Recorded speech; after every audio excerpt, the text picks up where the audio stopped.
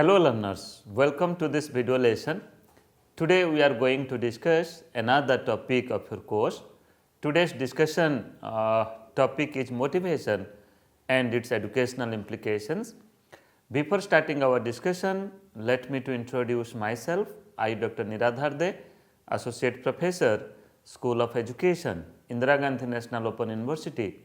Welcome you all to this video lesson. Friends, as you know that presently we are in the 16th module of your course.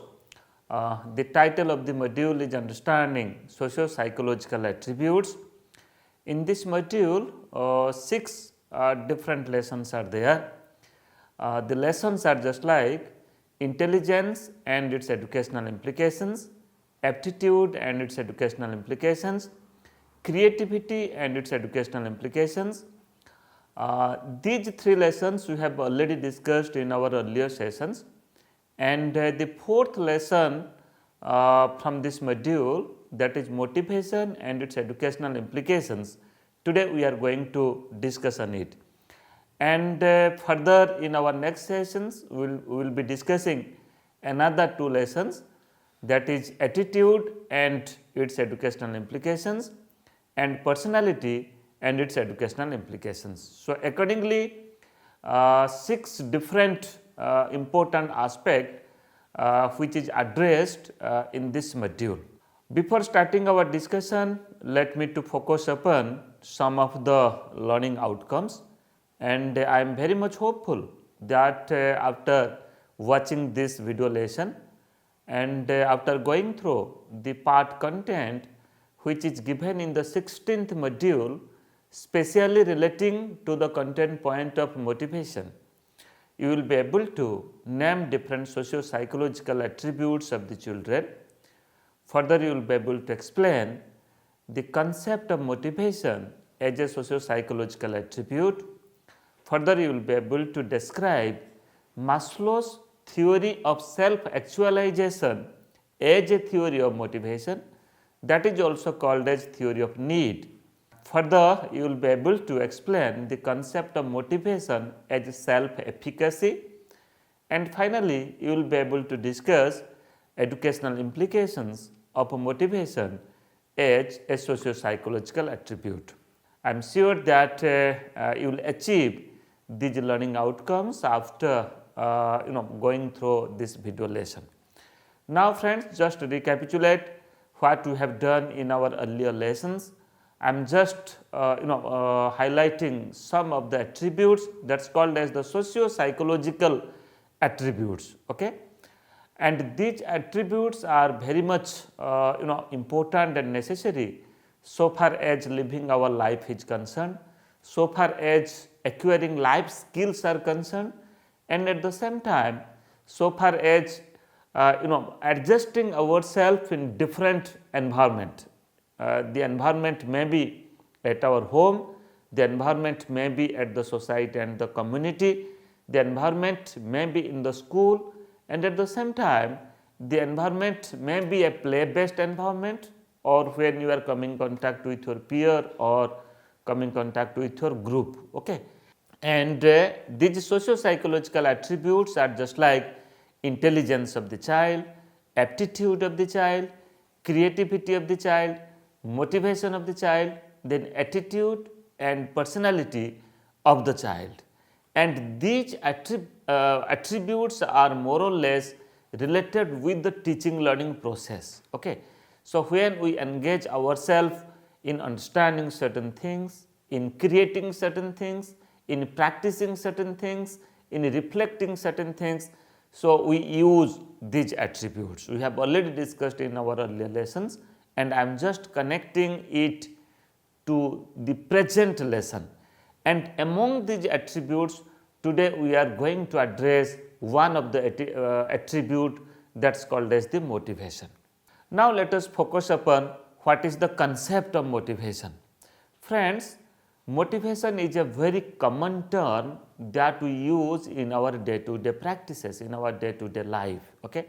And you might have acquainted with the concept of motivation or you can say the very meaning of motivation, because at our family you must have faced such situation that the family members, siblings, or you can say your parents, your grandparents, they many a time motivate you for developing certain good habits, motivate you to do certain good things. Okay? And even if in the school, you must have observed that your friends, your teachers, your mentors, they also many a time motivate you for doing a certain work, for doing a type of work. So that's why motivation is a part of our living, is a part of our life. Without motivation, we cannot do anything. So that's why we can say that it is a very common term, and we use it in our day to day life, in our day to day practices. It may be in the family, it may be in the home, it may be in the school, it may be in the workplace, or it may be with the playmates. Further, we motivate our children, teachers, employees to work for achieving our target. So, what the employers do? Employers motivate the employees. Why they motivate the employees?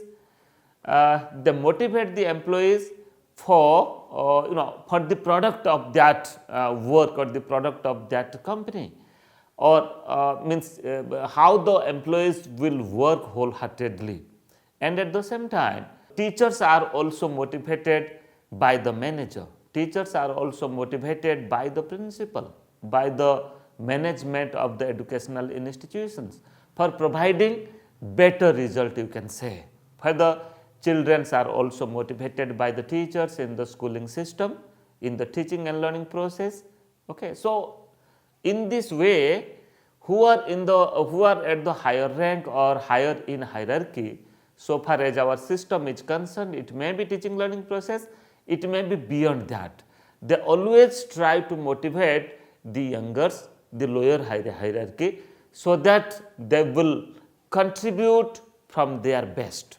Further, it has a great force for people to do the work in time and with accuracy. Further, motivation is highly popular in the process of teaching and learning, because involving children in the process of teaching, involving children to learn certain thing is definitely a part of motivation. If the children are motivated to do this, then they can do the miracle, they can really understand the concept, and accordingly they can also apply and practice that concept.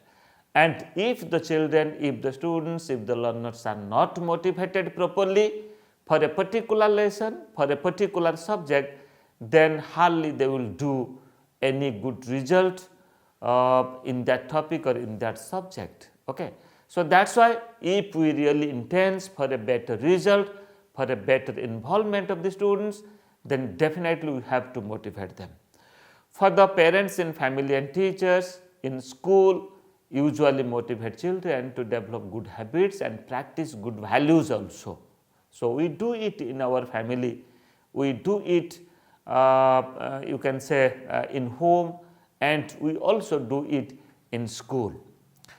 Further, let me to just give a few short definition, brief definition about motivation. As per Abraham Maslow, Maslow says that motivation is defined in terms of need. So, motivation is a type of need. When there is a need, we get motivated to satisfy that need, then accordingly we do our drive. So, our drive process is based upon the need that we are having, the aspirations that we are having. It may be psychological or sociological need. Many needs are physiological and many needs are sociological. We have also psychological needs also. So, mostly you will find that the physiological needs are the you can say the primary or the basic needs, because it satisfy our hunger, it satisfy our, or it may be related to food, it may be related to shelter. Okay. So, that is why physiological need is very much important. And if we are running with lack of physiological need, then it may be a type of motivation that how to satisfy those needs. At the same time, sociological need is also another important aspect. In sociological need, what we do, we are living in a society, we are coming in contact with the people, we believe in group living. So, that is why in a society we just acquire that how to understand the society and accordingly how to behave in a society. Further, we can say that a satisfied need no longer motivates our behavior. Friends, let you have a need and that need is satisfied. Okay? You are feeling hungry and you got good food and you satisfied your feeling of hungry. Then it is further that hungry is not a need for you because already you have satisfied. So, that is why it is rightly said that a satisfied need no longer motivates your behavior. Okay? So, that is why the needs which are satisfied, they will remain as it is, and the needs those are not satisfied, you will try to achieve those things. Further, as per Cherry 2010, motivation as the process that initiates, guides and maintains goal oriented behavior. Try to understand motivation as a process of initiates, guides and maintains goal oriented behavior. So, motivation makes the person forward to achieve the goal, to maintain the goal. It also guides the person, and the person who is highly motivated can take a type of initiation. Further, as per Brenner 2006, motivation is the level of effort of an individual is willing to expand towards the achievement of a certain goal. Okay? So, it is also a level of effort of an individual to expand himself or herself, okay? To proceed in certain work for satisfying his or her need. Further, now let us focus upon, after understanding the very concept of motivation, now let us focus upon the theory of motivation. It is also called as the theory of need. So, this theory is given by Maslow. Okay. So, this is Maslow's theory of self actualization. This is called as the theory of need or the theory of self actualization. Friends, so how to achieve this self actualization? As per Maslow, Maslow has given type of or an hierarchy of needs, just like the first need is the physiological need, second is the safety need, third is the belongingness need, fourth is the esteem need, and the fifth is the self actualization need. And here you see the lower need, unless you satisfy the lower need, you cannot achieve the higher need, because all needs are somehow linked with each other. Friends, now let us try to understand what is the physiological need. Physiological needs are just like food, we require food for living our life, then cloth, we require cloth for living our life also, and we require shelter for living our life. So, where we will stay? Definitely we should have a shelter. Okay. So, that is why these are called the basic need, because for living our life we require all these things, food, cloth and shelter. And unless we satisfy the physiological need first, the basic need first, then the individual or the person cannot think about other need. Just like the second level of need is called as the safety needs. Okay. So, after fulfilling the physiological need, the basic need, then the person try to achieve the safety needs. Safety needs means it may be a type of security in job, it may be a type of security or safety in working condition, and you must have observed that the people, they are taking many insurance. Why they take the insurance? It may be health insurance, it may be other types of insurance also, property related insurance. Why? This is because of it is a type of safety needs. But this needs is the secondary need or the second level of the need, because for living our life the primary requirement is food, cloth and shelter, and further needs are to get security in our job place, security for maintaining our good health, and security for acquiring the property. And further, the third level of need, that's called as the belongingness need. It means where we are living in our family, we also live cordially with good relationship between you can say family members. So you must have observed that parents, they love their child. Okay, it is a natural instinct. So that's why love is a belongingness need, and the child loves his or her parents. Okay, so here this is also a quite natural tendency.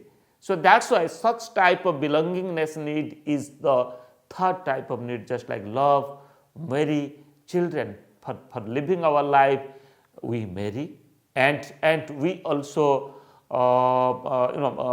from one generation to other generation, we also think that who will be our next generation, then accordingly we live our life. So that's why these type of needs are come under the belongingness needs. Further, that's called as the esteem need.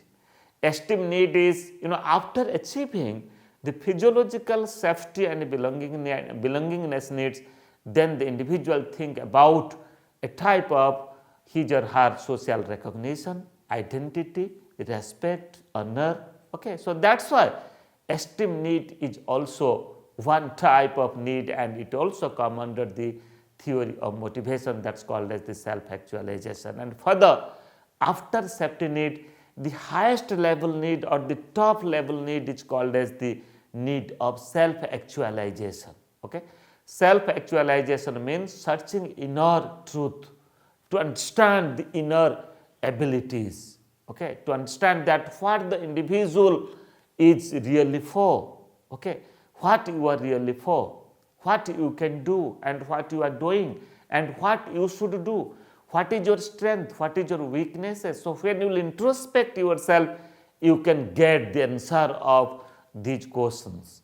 And for maintaining a balanced life, you are supposed to achieve these you can say the need of self-actualization. So friends, these are the 5 types of need which is come under the theory of self-actualization.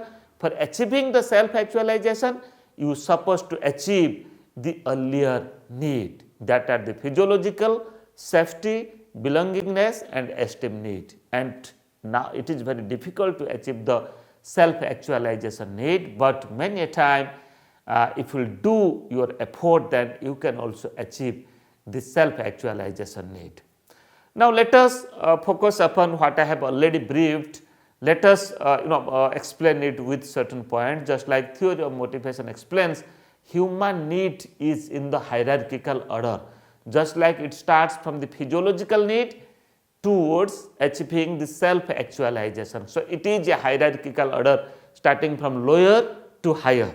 Further, in progressive series, our next need is revealed when the previous one is realized. I have already said that unless achieving the previous need, you cannot move for achieving the further need. So that's why all needs are interconnected, interlinked with each other.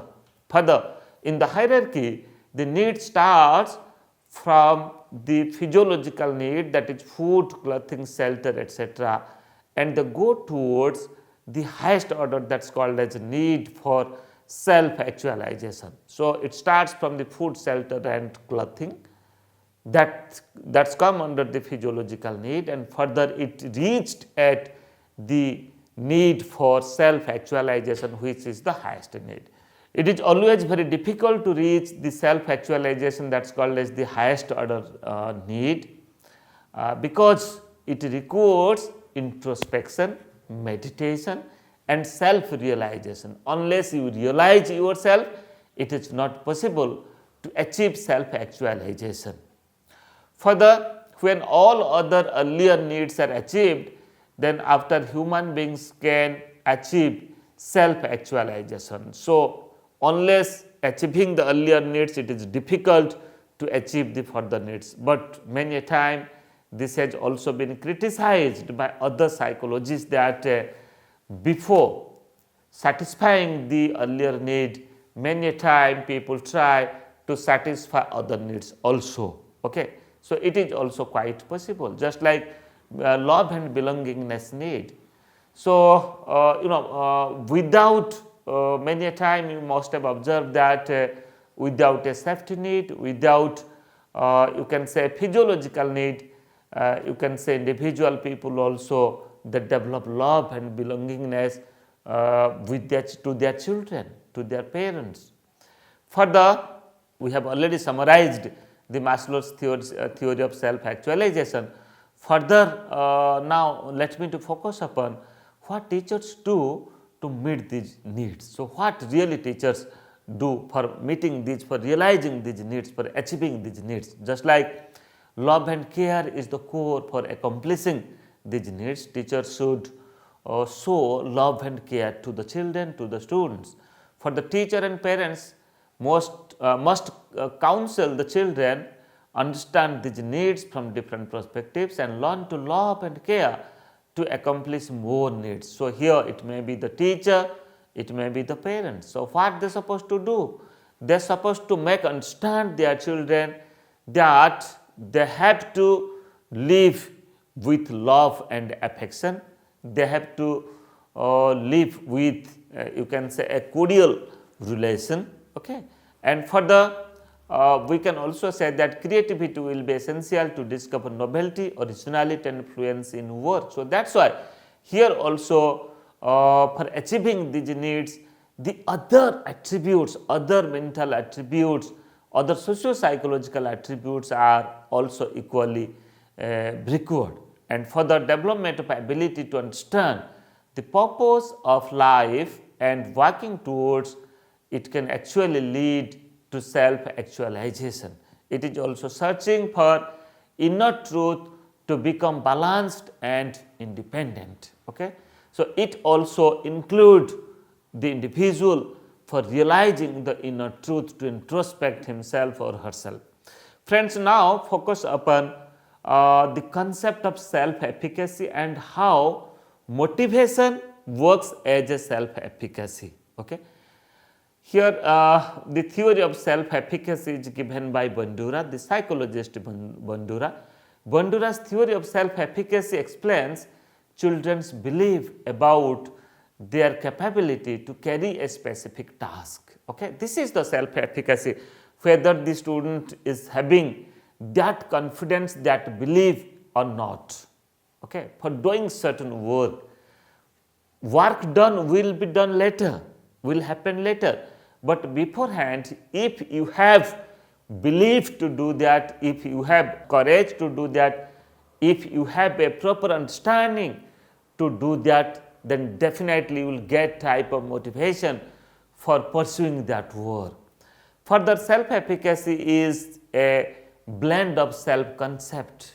That means, what do I think of myself? Further, and self-esteem, how good do I feel about myself?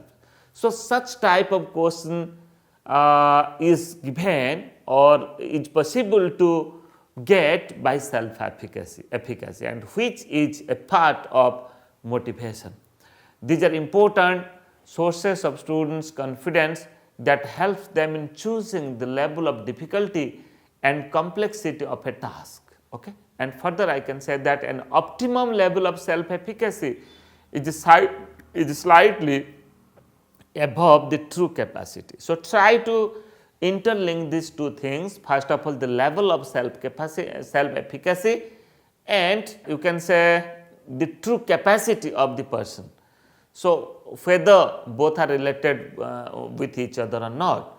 Friends, true capacity is possible when the individual or the person is having self-efficacy. And here this has been defined as by Bandura 1997, that self-efficacy, the level of self-efficacy is slightly above the true capacity of the individual. It is not below the true capacity. So, that is why self-efficacy helps for achieving abilities, for achieving capacities, for developing abilities and for developing capacities of the individual. Further, motivation is self-efficacy. To understand more about how this is linked with each other, we can say that a high level of self-efficacy describes the person's persistence at a task, improves his or her ability to cope with stressful situation and provides him or her motivation at failure. Try to understand here. A high level of self-efficacy describes the person's persistence at task. So, friends, if your self-efficacy is high level, okay, so definitely you will be motivated to work, and you will also get success from your work. And if the person is having very less self-efficacy, that person cannot develop confidence to work in a situation. Okay? So, ultimately the performance of the individual will be less.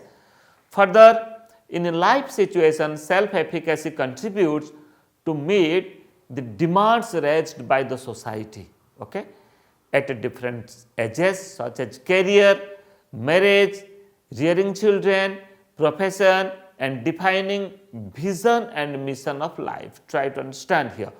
So, here self-efficacy contributes to meet the demands raised by the society at different ages such as career. So, here you see, try to understand, we all engaged for developing our career, for creating or for constructing our career, and at a time people get married also, and it may be in the family, the parents or the family members are engaged in rearing the children. Then further we can say, for a good performance and for defining certain vision and mission, what we do, first we understand the self-efficacy, and that self-efficacy helps us to do such things, and that is the part of motivation. And further, now let me to focus upon some of the educational environment for developing self-efficacy, just like helping students to master the task. Teachers should help the students to achieve mastery on the task, then encouraging students to work to watch others mastering tasks, then motivating learners to take up challenging tasks, and further breaking emotional resistance of learners in carrying out the task. So, how to break it, the emotional resistance, okay, for developing self-efficacy, at the same time for pursuing the work, okay, for progressing in work. So, that is why these educational environments are required for developing self-efficacy, and it can be done by the teachers. Further, now let me to focus upon some of the educational implications of motivation. First of all, I have already said at the beginning of this lesson that motivation plays a very important role so far as you can say the schooling life of the children are concerned, and at the same time grooming of the children at home, at society, at the community, also at the school. So, how they will groom? Unless we motivate them, they cannot groom, they cannot grow, they cannot develop. After all, the effort of the teacher is for all-round development, is for complete development of the personality of the child.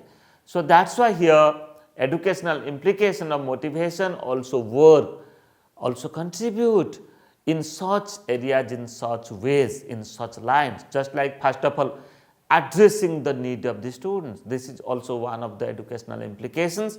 So far as our schooling, our school process is concerned, that the difficulties and the problem of the students should be addressed by the school. Further, equipping teachers also.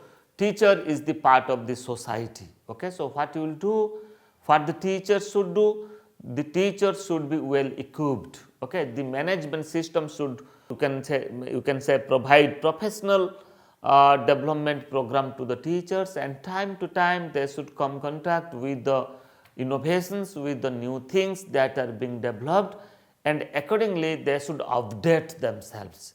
So, equipping teacher is also another educational implication of motivation. And further, right content, the content that we will include in our curriculum, in our syllabi, it should be the perfect content, should be properly designed, and that content should be useful for the students for that level. For the teaching method, the methods that we follow in the class, that may be also one of the motivating factor. So, that is why when the teacher select a method, take decision about a method, so the teacher should use the proper teaching method. Then the teaching process, the pedagogy, teaching learning process, what methods, what techniques, what questions teacher is supposed to ask, how the teacher should engage the students in the classroom. Okay. So, all these things are come under teaching process. So, teaching process is also another important aspect, and further it is called as the environment. Okay. A right environment should be created for the development of motivation of the children. So, that is why it has its educational implications. And for the varieties of resource materials should be provided to the students, so that they will be motivated to study, motivated to do the work. Then intrinsic learning and extrinsic learning is also another educational implication so far as motivation is concerned. So, what is intrinsic learning and what is extrinsic learning? So, intrinsic learning means the things that you are getting from your inner heart. Okay. So, you are getting spontaneously from your thinking, from your ideas, from your mind, that what you are supposed to do. And extrinsic learning or the extrinsic motivation, many a time you must have observed, by observing the situation, observing the surrounding, by observing the person, you also get motivated. Okay. So, that is why now question is whether intrinsic motivation is forceful or extrinsic motivation is forceful. Friends, let me to say that intrinsic motivation is always forceful than the extrinsic motivation, because unless you are motivated by your own, you cannot motivated by others. So, friends, these are the certain educational implications of motivation. As a teacher, one should practice these educational implications, and the parents can also understand different aspects of motivation. Accordingly, they should provide facilities to the children for achieving motivation. Friends, now let us focus upon some of the practice questions. Just to recapitulate, today we discussed the very concept of motivation as one of the socio-psychological attributes, and we have also discussed about the very concept of it. We have discussed the Maslow's theory of self-actualization, that is also called as theory of need. Okay. This is a hierarchical theory.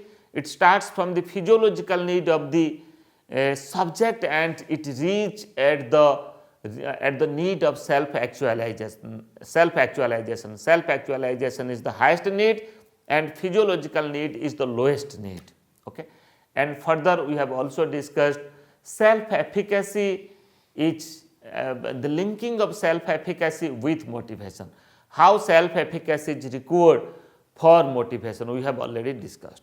And further, we have discussed the educational implications of motivation. Okay. So, how the teacher should motivate the child in the school to teach a particular subject, to dedicatedly practice a subject.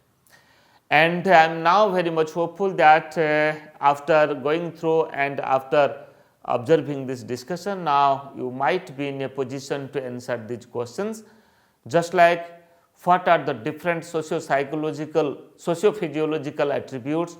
For the define motivation as a socio-psychological attribute, describe the theory of Maslow's self-actualization, then discuss the concept of self-efficacy and its implications to motivation, and further discuss educational implications of motivation. I am hopeful that definitely you will be able to answer these questions and achieve the learning outcomes that we have earlier decided in this lesson. In our next lesson, we will discuss on any other topic. Thank you.